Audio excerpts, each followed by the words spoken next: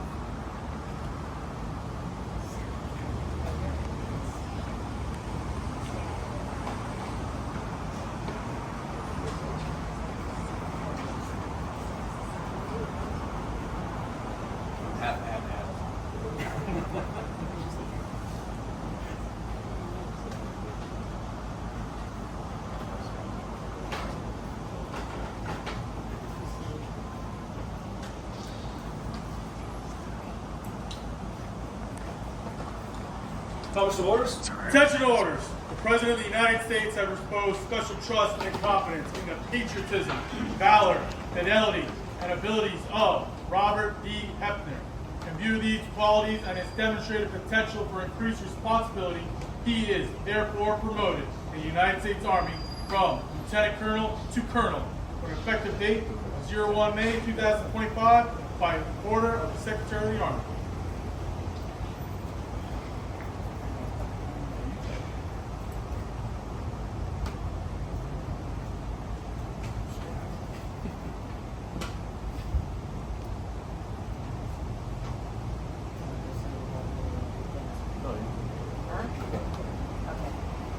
All right, give him a round of applause.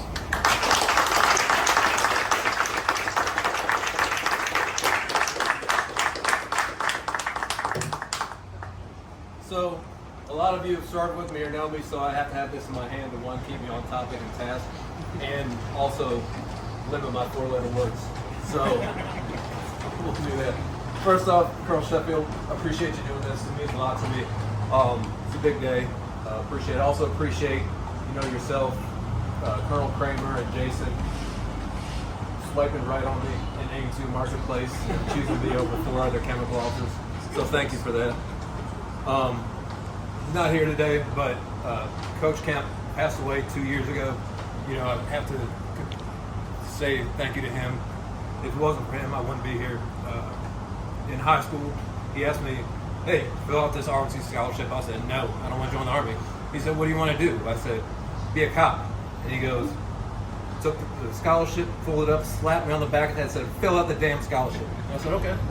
So here I am today. So I had to, much credit to Coach Kemp, who passed away, like I said, 2 years ago. To my loving parents, Dave and Lindy, thank you for everything you've done.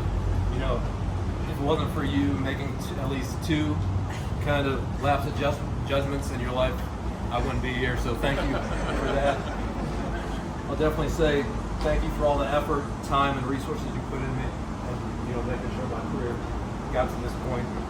To my bratty sister, thank you for being the competition I needed to have an unachievable bar to push me above my potential. It means a lot. You've definitely been a part of honing my cunning kind of wit and intelligence. To my Uncle Bill, Aunt Susan, and Uncle Brent, thank you for coming and being part of my career in life. You guys have been part of what's made me kind of look at solving problems from a different perspective, and just helping pave the pathway to get here today. To my best friend and my brother Brandon, and my adopted family, Pops and Mama Brenda, thank you for coming. It means a lot to me, beyond measure. Also the twins, Aunt Moshe and Miosha, thank you. I love all of you, and you gave me a different perspective on life. I mean, I've known you been pretty much family since 4th grade, so thank you for coming out. To Bill and Terry Gross, thank you for being a part of my life and my career. I know every time we have these things, you always make it to come out and see me. All the memories we've had, whooping your tail in some card games or some dice games. So it's always a pleasure.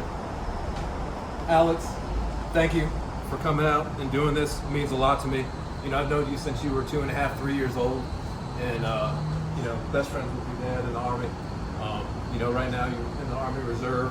You're at Embry-Riddle in ROTC, and I have no doubt in 26 years you're going to be standing here doing the same thing. So thank you. It means a lot to me. Wish the rest of the Reds could have been here, but I'll give Terry help with it. To the RSENT G36 team, the Seaburn and EOD team, thank you for everything you've done. Thank you for coming out and supporting me. I definitely hope that I meet the expectations of being the Seaburn chief. To all the other friends, family, loved ones, people I've served with before. I got an old first sergeant, old company commander, Lieutenant Colonel Catton Dick, who replaced me in company command of Burlington Recruiting Company. I'm sure he had to fix a lot of things that I did wrong. So thank you for coming out and doing this. So just when I got promoted to Lieutenant Colonel, it came across to me, I realized that I hit a milestone that my career was older than the youngest enlisted soldiers in the United States Army. And you kind of puts it in perspective. You kind of start to become that old man, you know. And today, it's kind of like getting promoted to colonel. You hit another milestone to where over half of your life has been dedicated to the United States Army and just the nation. So it's kind of a big thing. And it kind of hits home, you know. At some point, you know, like Colonel Sheffield, he's going to enjoy not being here. But, you know, well over half your life has been in the service. It's crazy to think that. When the colonel orders, or when the promotion list of colonel first got published, an old branch manager of mine and friend said to me, he goes, "Congratulations, Rob. You have defied all odds." And he goes, "I will use you as a example as I mentor future chemical officers." And he takes battalion command to say, not every career has to take certain paths to achieve where you get in success. And he meant that sincerely, and it was not a shame. But I mean, I see how it comes across. And then, you know, the Army says that they promote on potential. And I will tell you this, the potential I have lies with the subordinates, the peers, the leaders I've had throughout my career. You know, if it wasn't for them, I would not achieve this, you know, through their leadership, you know, their, who I've learned from, you know, also mutually supported. You know, you do that through the joyous of times, and you also do it through the darkest of times. And you know, you get to this point not by yourself, but by the accomplishments of the team. But the last thing I'll say before I let you guys eat is this. When I was in battalion command, which he can probably attest to some of this, and probably Quick can attest to some of this too, there were some frustrating times, and I had a conversation with my mom on the phone, and I was pretty irritated. Might have had a glass of bourbon or two. And I said, I didn't join the Army for myself. And I said, I'll be damned if I retire earning a rank for myself. You know, I think everybody that knows me probably believes that. You know, I hope that for the most part I have remained selfless, you know, in very minimal selfish positions in my life, and, you know, really try not to lead by ego, unless I'm playing cards. But I appreciate everything you guys have done. You know, that, like I said, you are the true reason I'm standing here today, and thank you. And with that, Pat and Zone,